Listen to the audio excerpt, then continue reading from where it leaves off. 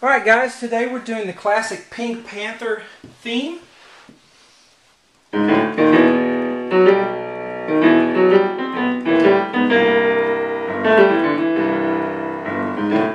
And so forth. Hello everyone, I'm Shawn.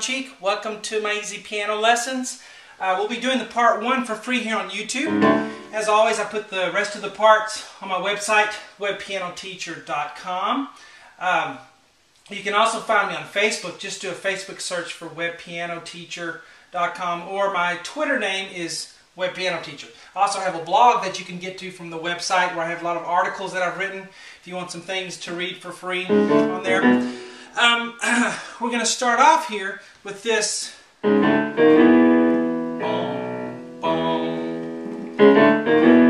we have some fifths is what we have. My pedal set down here.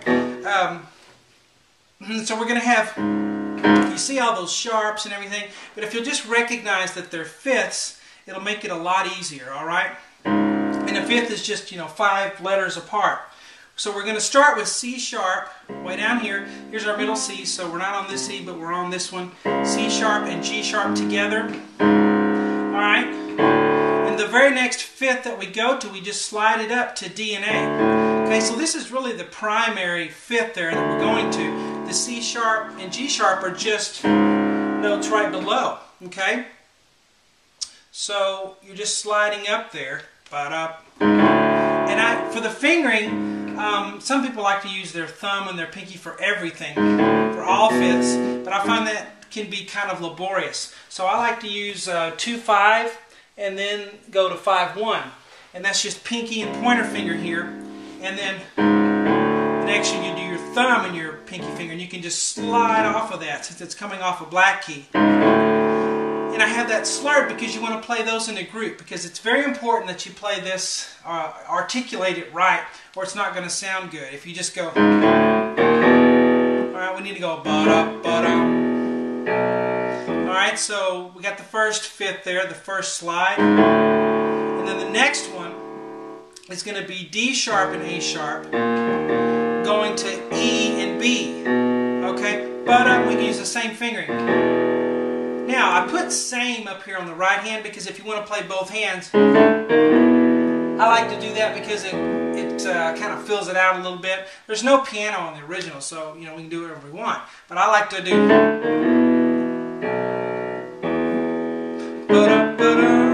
Alright, so that'll be up to you if you want to play octaves in the right hand. The fingerings for those would be the same thing, 2 and 5, and then we'd go to 1 and 5. And you see I'm doing an octave above. I'm doing C sharp, G sharp, just like I'm doing down here in the left hand. And then I go to D and A with my thumb and pinky. And the same thing here, 2 and 5 to 1 and 5. So we go together. And make sure you're sliding off of it. You got to make it one motion. And then this next one will be the same, one motion. Alright? Because if you're going 1 and 5 the whole time and going it sounds real choppy and disjunct and not like you want it. So how you play it is very important. And then B on the pinky, E. And we hold those a little longer, so I'll put little dashes there. So the rhythm is and then we're going to repeat. This is my little sign for repeat. It's just a little arrow because I like my lessons to be designed where anyone, even if you've never played piano or know any music notation, that you can sit down and understand what's going on here without having to have any prior knowledge. And that's what these by ear lessons are about. So you go back and do it again. And I've even had some people, complain about that and say, well, you shouldn't do that. You should try to teach everyone how to read music.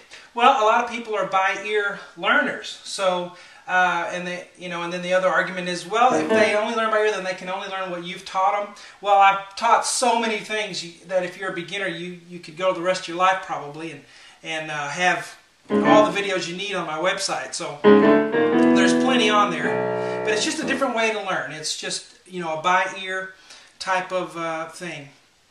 Now, so you play your fifths, B, E, and then we do it again. And then we're we're going to do right here, we're going to go down, da-da-da-da, ba-ba. Alright, so that's going to be the other way. Now, we've written flats here instead of sharps, but you know that C sharp is the same note as D flat, and G sharp is the same note as A flat. Did you know that? G sharp, A flat.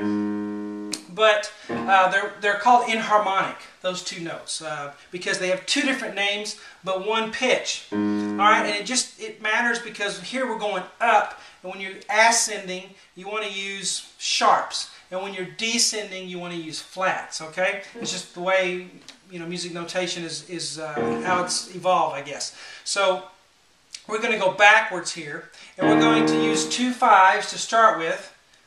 2 5 on both hands, so pointer and pinky on the E flat, B flat. Then we're going to one motion to get down to the D-A. And then we're going to use one motion here. D flat, A flat, ba-ba, ba-ba. So da-da-da-da, G, C. Okay? And then I have a repeat sign. Now, you don't repeat this again, alright? You're going to go back and do this. So you have to watch that. That's why you need these videos, not just the picture of the whiteboard, because I'm explaining what to do, because it's kind of a shorthand. So when you do this 2 times, and then you go on, and then when you go back, you're going to do this box. So, B, E. All right, now let's do what we have thus far. All right, so very beginning, B, E. Repeat, next one, da-da-da-da, G, C. Repeat back to here. Bom, bom. And now we're up here, and we start the melody. Ba-da-ba-da-ba-da. And of course, we finish this main theme on the website, but we'll just do this little bit we have left. All right. Some people ask you, why are you charging for this? Well, we all have to make a living, right? This is my trade, my craft. I've been a teacher since I was 17. It's how I make a living. C sharp and G sharp. All right, and then we're going to go up to D and A. Now this time it's just left hand because right hand's going to have to take the melody. All right, so left hand is going to do this all by itself. So notice it's the same thing we did right here. Okay. And then we have this one B down here, and that's where we stop. The right hand's going to have this melody, which is D sharp E. Now we want to use 2-1, pointer and then thumb, because that's the best way to do this right here. Because if you have a group of notes and the first note you do is a black key, and the next one's a white, you want to do that crossover, because then that gives you more fingers to play with up here. It puts you further up the keyboard. Alright, so D sharp E, 2-1, ba-da, and then F sharp G, ba-da. Now if we start right here, ba-da, and then together, da-da. Notice those were together, da-da, da-da, ba-da, and that B goes with the G. Okay?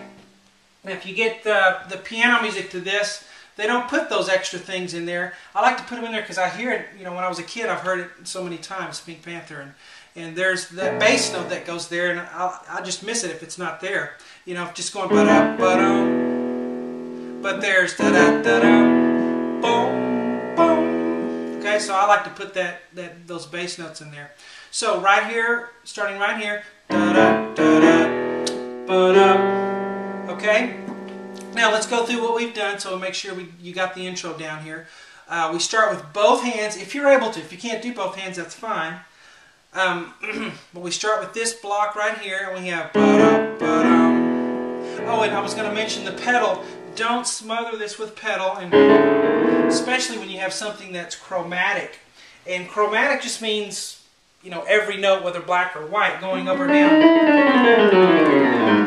And when you have something that's chromatic, you definitely do not want to pedal it too much, or it's going to blur. Now if you're up way high, it doesn't matter so much, but especially when you get down here, it's really especially down here in the bass, you don't want to pedal things that are chromatic too much. And have a little lift. Da-da. See the motion? All through this thing you have the two notes together, the group of two notes. Ba-da, ba-da. B,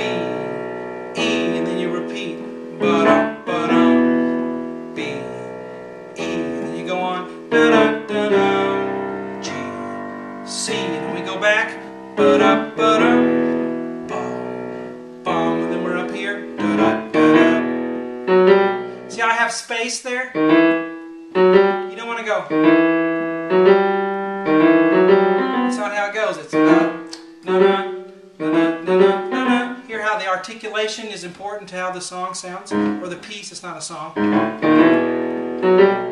Alright, so there you have it. Of course, we finish it on the website, webpianoteacher.com. And check out my other places on the internet. You can really get updated, see what I'm up to, and read. I have a lot of articles on the blog that I've written that people are interested in reading. So hope you guys enjoy it. Talk to you later.